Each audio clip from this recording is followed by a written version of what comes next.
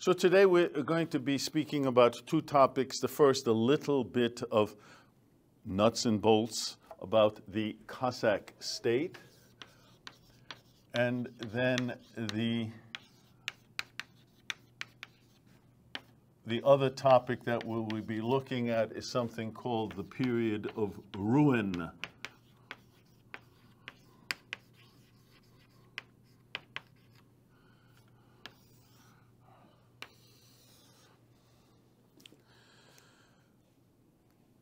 When we were speaking about the Khmelnytsky period and the uprising, I noted how in August 1649, at this peace truce at Zboril, a Cossack state was recognized, and in subsequent agreements with the Poles in 1653, and then with Muscovy and Pereyaslav in 1654, this state was recognized both by Poland, Lithuania, and by Muscovy.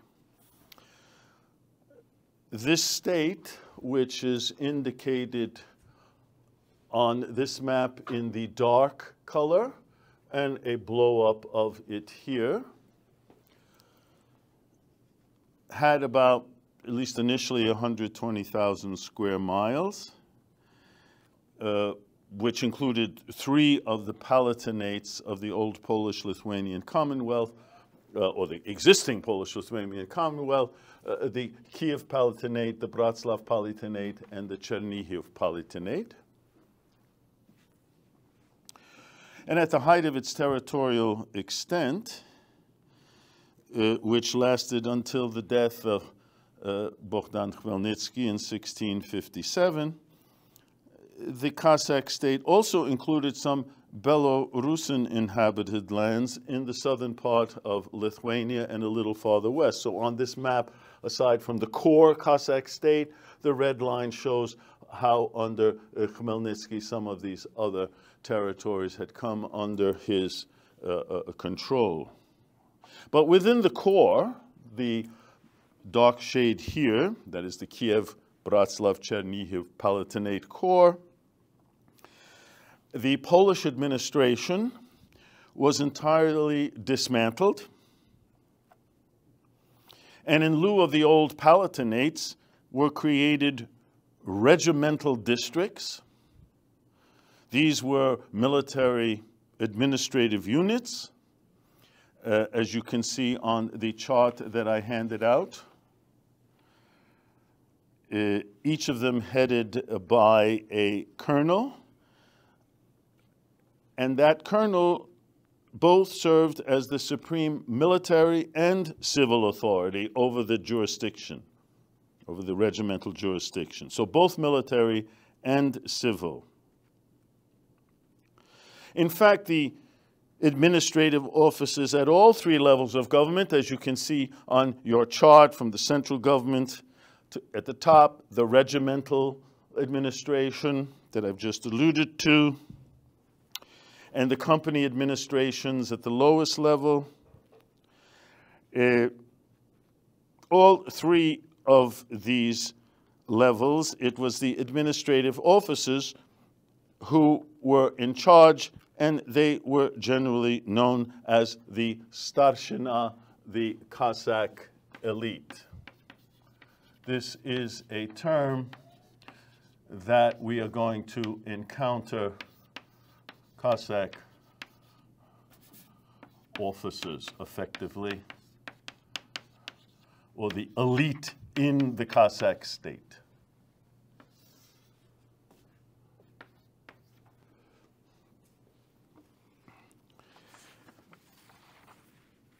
In fact, the very name of this Cossack state reflected its nature. That is, all 3 levels, central regimental company in which both military and civil authority were merged, if you will. And so it's not surprising, I guess, that the state was actually formally called we're calling it the Cossack State, but it was actually formerly called the Army of Zaporozhye. The Army of Zaporozhye, or the Zaporozhian host. Despite this name, Zaporozhye, the state was actually the creation of the registered Cossacks living in Ukrainian Rus territories farther north of Zaporozhye itself. So if we're looking at this state here, here's the core. Zaporozhye is down to the south. Called Zaporozhye, but created by those registered Cossacks. In fact, Zaporozhye itself only remained part of the Cossack state through the personal leadership of Bogdan Khmelnytsky, because he was actually elected in 1648, the head of the Zaporozhian Cossacks in Zaporozhye. But after Khmelnytsky's death in 1657, the Zaporozhians, as before 1648, followed an independent path. And we're going to see what the implications of that is. Neither the Cossack state or its direct descendant, which is called the hetmanate, Cossack state hetmanate, same effectively entity,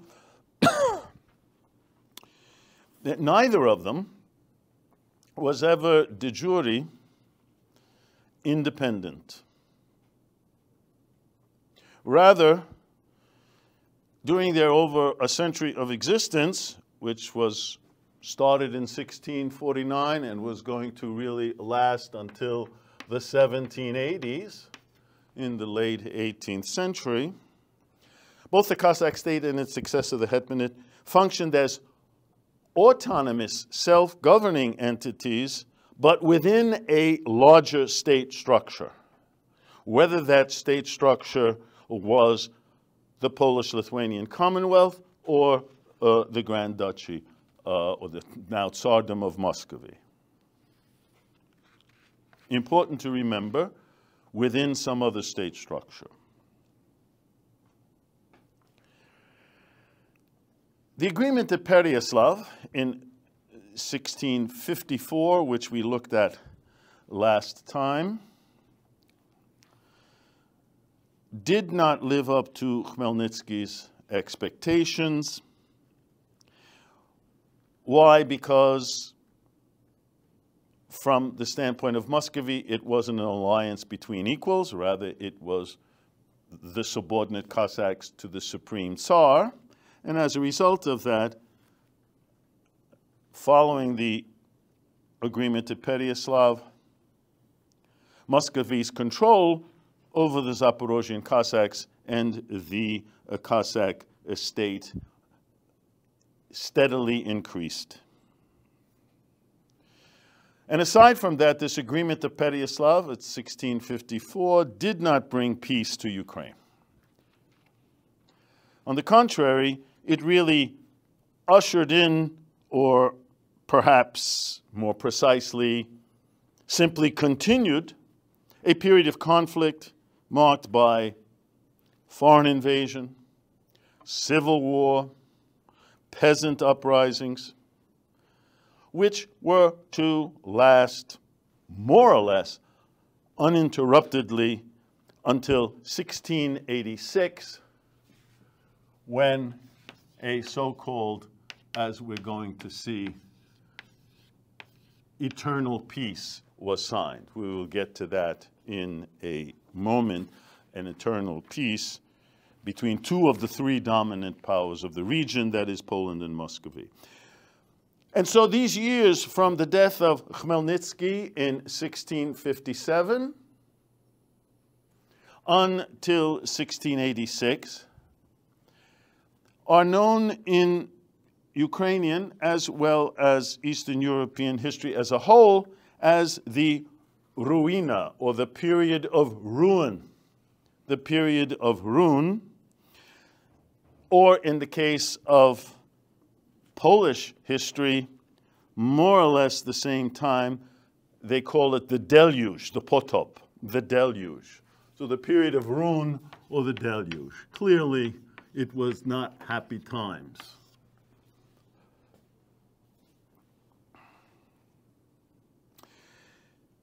Now this period of ruin or deluge represents the Eastern European variant of a series of political and social convulsions that racked all of Europe. All of Europe, from England and Ireland in the west to Russia in the east, or Muscovy in the east at this time, from Scandinavia in the north, Italy and Spain in the south, literally the whole continent. And these great political and social changes which took place throughout Europe at this time collectively came to be known or described as the crises of the 17th century. The crises of the 17th century. In a sense, these crises represented the culmination of a struggle which had been taking place for several centuries within many European states. So this is the culmination of it. And what was that struggle? Well, it was between, on the one hand, a centralized authority, usually vested in a king, and on the other hand, rival political centers, often represented by local nobles and princes. So here we have these two poles, if you will.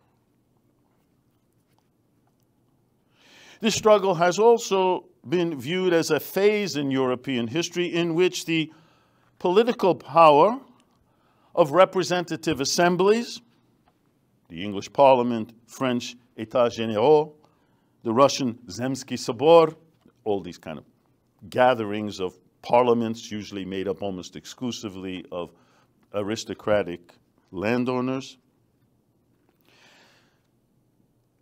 This was a time when their influence, these bodies, was either substantially reduced or totally eliminated and replaced by an era of absolutism, or, as was known in the 18th century, enlightened absolutism, in which real power rested in the hands of a monarch and his closely controlled administration.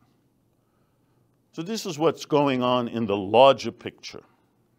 And within this general political environment, states like Poland, Lithuania, the Polish-Lithuanian Commonwealth, which maintained a tradition of diffused power, were certain to lose ground against its more highly centralized and absolutist neighbors, and they could be Germanic Brandenburg up here to the west, the Tsardom of Muscovy in the east, Austria, Habsburg Austria, and the Ottoman Empire to the south. All of these states are building strong, centralized entities, Poland, Lithuania, not. And it should therefore not come as a surprise that this age of absolutist, centralized states did not bode well for those elements on the periphery of established states, such as the Cossacks, whose desires for local autonomy and maintenance of special privileges were completely out of step with the general trend in European history, which after the 17th century favored the development, as I've just said, of strongly centralized and bureaucratized state structures. And so it could be argued that the efforts of the Cossacks to preserve their autonomy in Ukraine was a kind of anomaly, an anomaly that was doomed from the very outset. Unless, of course, they would be able themselves to create an independent and centralized state structure of their own. And there were elements among the Cossacks, especially from among those registered Cossacks and the regimental officer strata, this starshina that I've mentioned. Among them, there were elements who tried to create a distinct and viable state structure. But they were continually opposed by the unregistered and other independent-minded Cossacks farther south in Zaporozhye,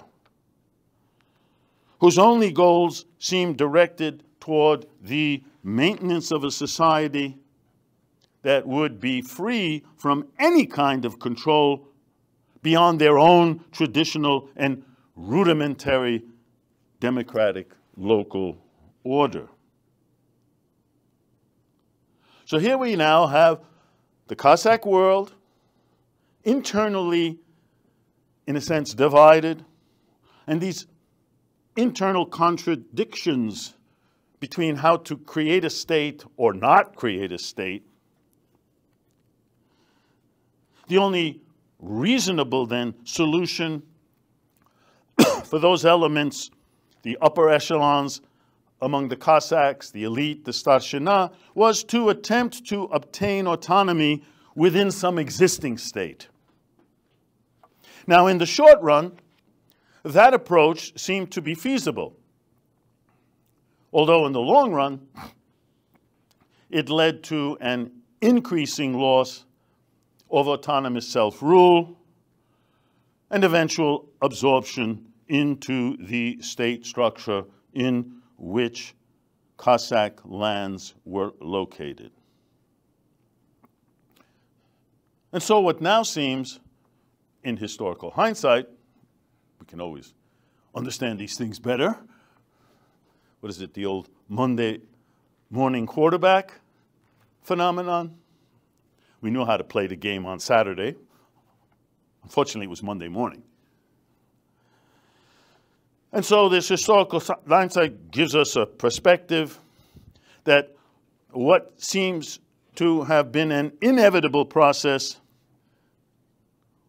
was actually not to become finalized for at least another century after the death of Khmelnytsky in 1657. And so this period of ruin from 1657 to 1686 is a kind of first stage of a drawn-out process that was to reach its culmination in the late 18th century, as I've already said, in the 1780s.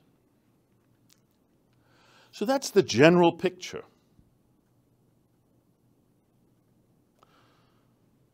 A few details. Since this period of ruin is an extremely complicated time in Ukrainian history, for that reason, I'm not going to go into much detail, but rather try to focus on a select number of developments.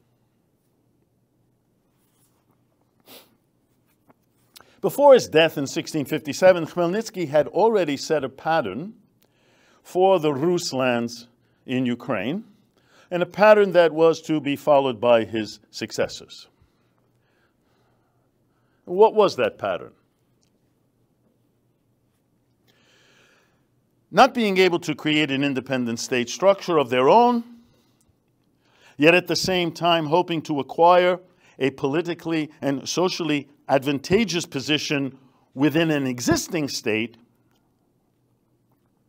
Cossack leaders decided that their future, and by extension the future of Ukraine, lay with the Orthodox Tsardom of Muscovy, hence the agreement of Pereyaslav of 1654.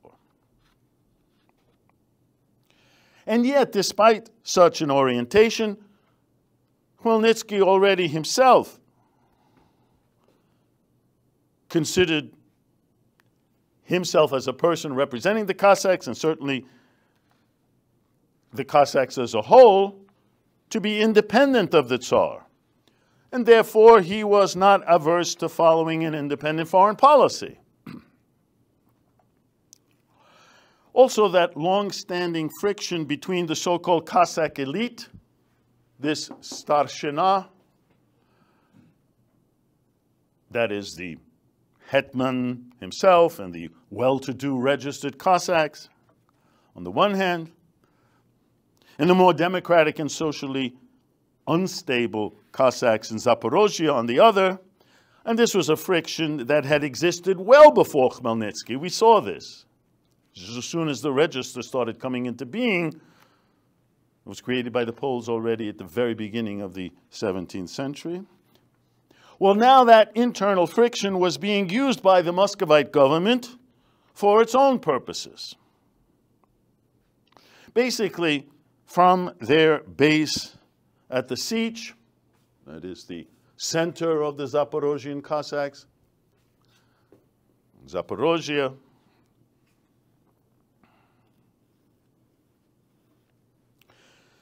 the Cossacks, the Zaporozhian Cossacks, and their peasant supporters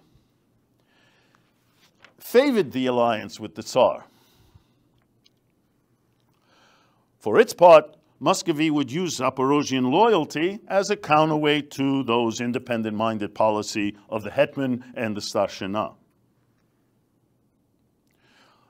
Of course, all along, the Muscovite government was well aware that their erstwhile and somewhat reluctant allies, that is the Cossack starshina,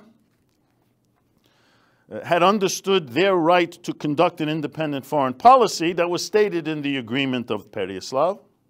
And therefore, again, they would, if necessary and desirable, negotiate and renew the traditional alliances with Poland.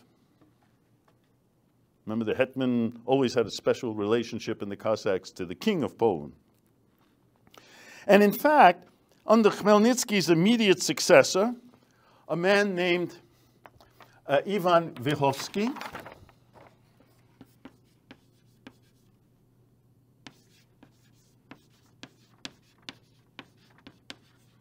might as well put our Bogdan here.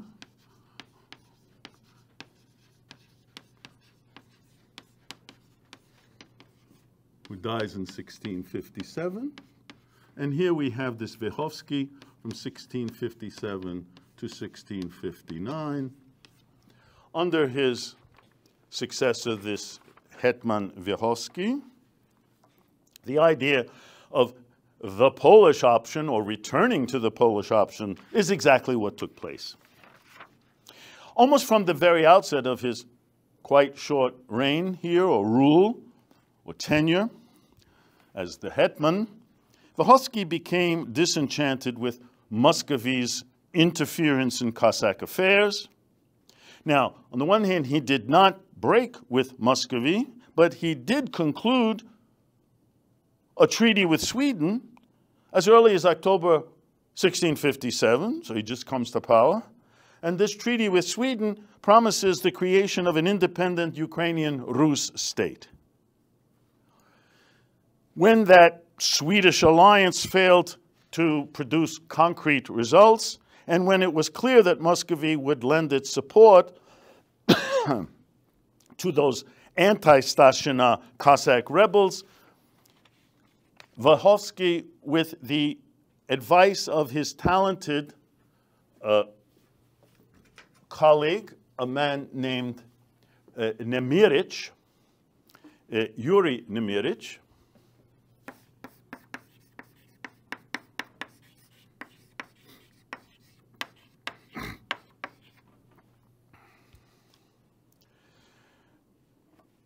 they worked together and decided it might be time to try once again to reach an accord with the Poles. This Nemyrych came up with the idea that in order for the Polish-Lithuanian Commonwealth to survive, it should be transformed into a federation of 3 states: Kingdom of Poland, Grand Duchy of Lithuania, and the Grand Duchy of Rus. The Grand Duchy of Rus, as it was called. This proposed Grand Duchy of Rus was to consist of those Ukrainian provinces of Kiev, Chernihiv, and Bratslav, that is the Cossack State. And together with the other 2 components of this proposed federation, Poland and Lithuania, they would sign a mutual defense pact, which actually set up as its goal to expand the entity to as far as the shores of the Black Sea, which of course would bring them into conflict with the Ottoman Empire and the Crimean Khanate. But that was the plan. By the way, even Muscovy could become part of the confederation if it so desired. Now, as for Rus itself, this proposed Grand Duchy of Rus, it was to have its own judicial system, its own treasury, could issue its own money, with an army of 30,000 registered Cossacks. Note that figure is always rising. 10,000 mercenaries, as well as the registered Cossacks. The officers were to be elected by the Cossacks themselves. Cossack and Polish landed estates that were confiscated after the Khmelnytsky 1648 uprising were to be returned to their original owners. And most importantly, the Cossack Starshina, the officer stratum, was to be recognized on a par with the Polish gentry, and that each year the hetman would recommend another 1,000 Cossacks to the Polish king for receipt of the hereditary patent of nobility. You're going to make it into the society, the Polish society. And finally, the Unia Church, that church in between, that was in union with Rome, was to be abolished on the territory of the Grand Duchy of Rus. In turn, the Orthodox Church was made to be made fully equal with the Roman Catholic Church in this federation, and even 2 Orthodox academies were to be established. This plan of Nemyrych was put forth to the Polish authorities at a small town called Hadziacz. Hadziacz,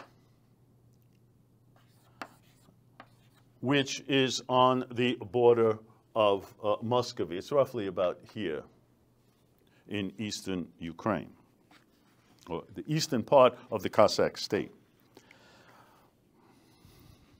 The plan, which then became known as the Union of Hadziacz, we're always talking about unions, Union of Lublin, Union of Brest. Now here we have the Union of Hadziacz, was actually approved by the Polish Diet in 1659.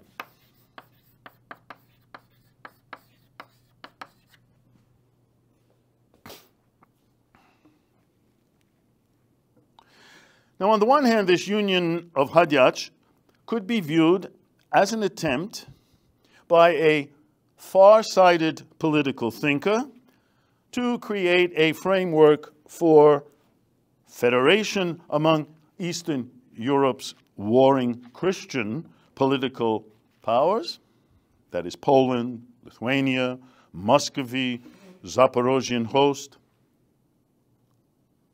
On the other hand, Hadziacz could be viewed as just the most recent attempt of Ukraine's Cossack elite, that's Starshina, to gain legal entry into the Polish Szlachta and thereby become part of the ruling social stratum of the Polish-Lithuanian Commonwealth.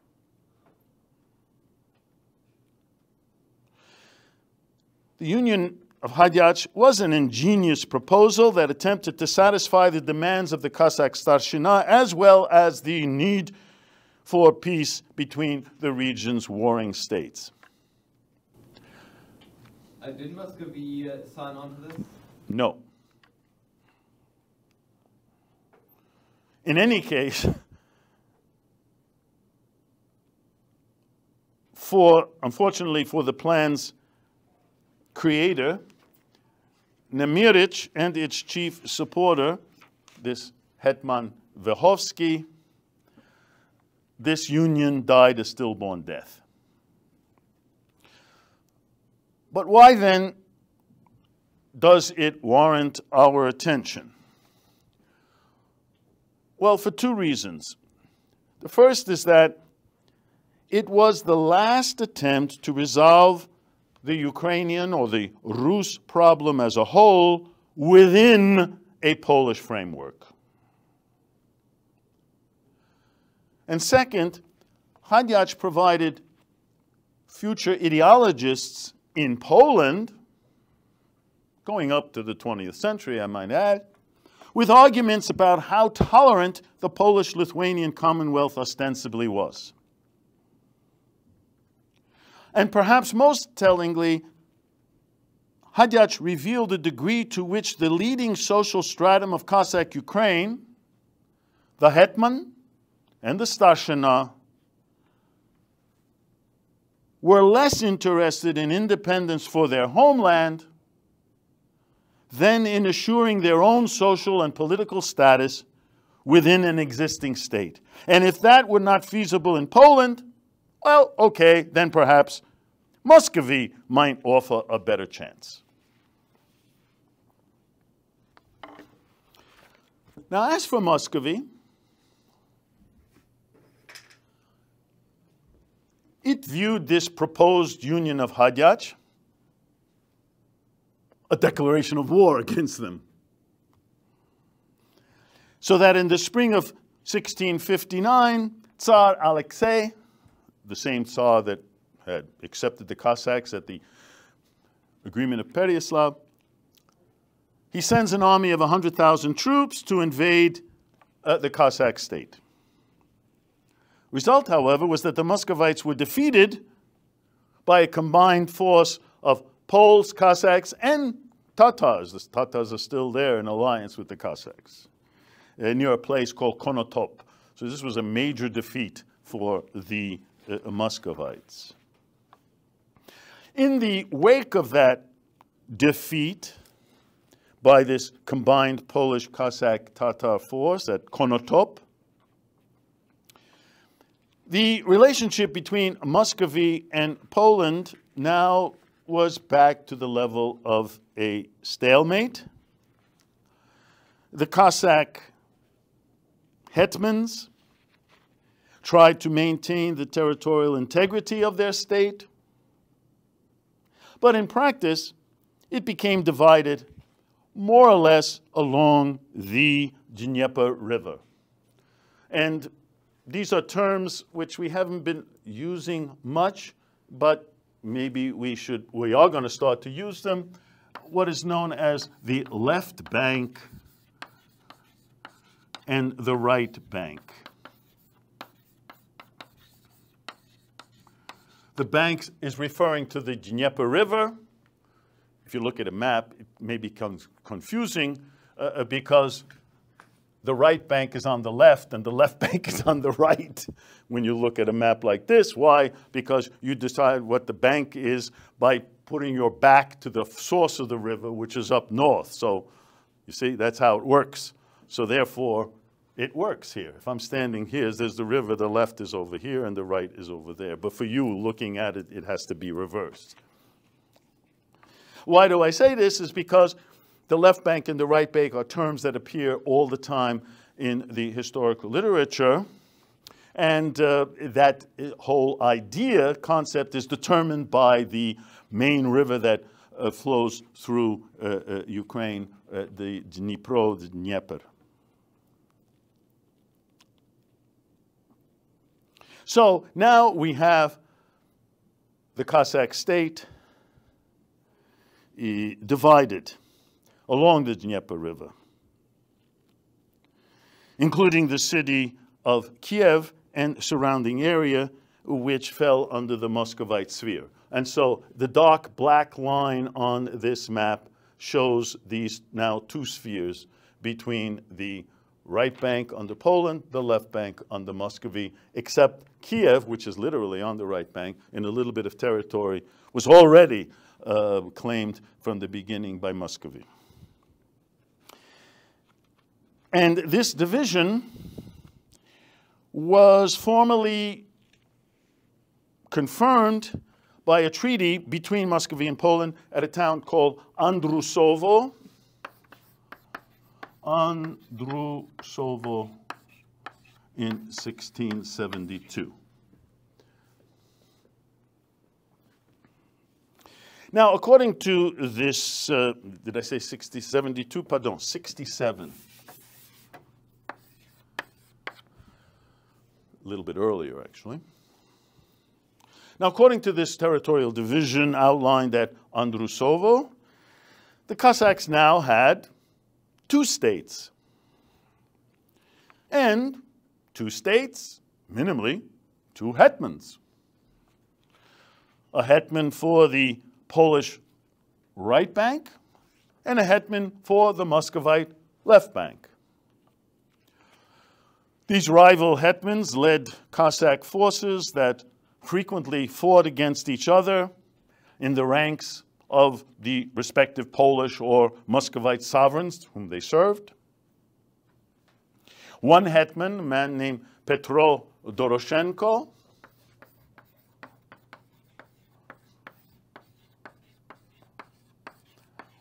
he chose yet a third option. He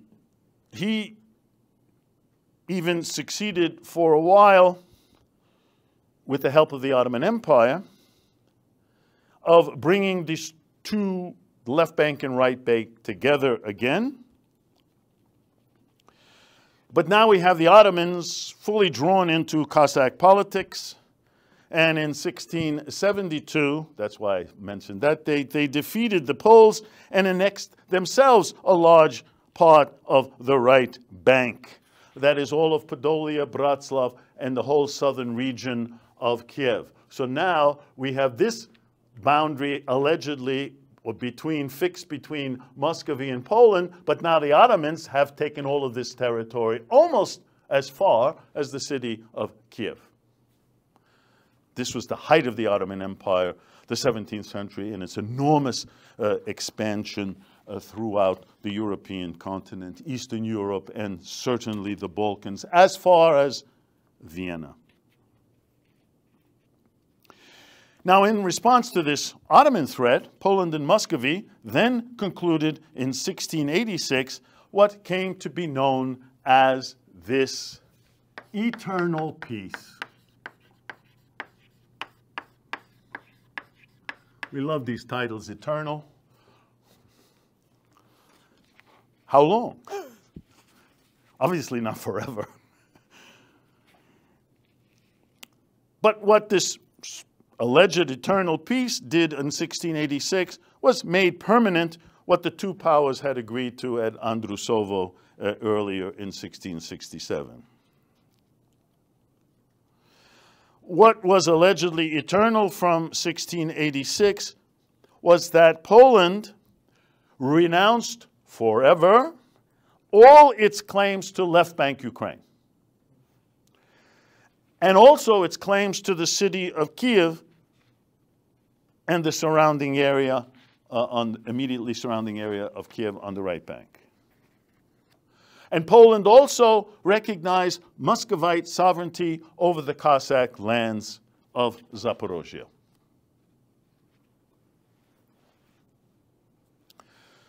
And so to conclude this otherwise complicated era, we have seen how Bogdan Khmelnytsky set the tone during his rule, 1648 to 1657, of seeking alliances with neighboring states in an attempt to secure the independence of a Cossack state. And during his time, it was Muscovy, Transylvania, the Ottoman Empire, the Crimean Khanate, etc. But after his death in 1657 and the onset of the period of ruin, Khmelnytsky's successors continually changed their allegiance between Ukraine's three powerful neighbors, Poland, Muscovy, and the Ottoman Empire.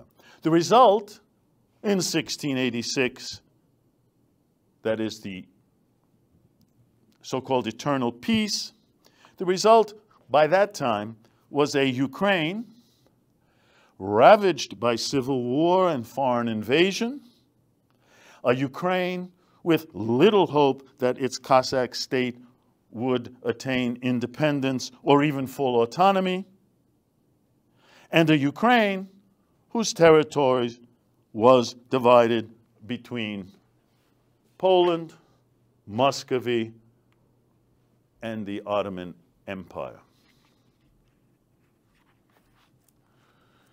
Rare occasion we're ending early. That maybe is related to the fact that this era was so complex that I tried to make it as simple and least detailed as possible.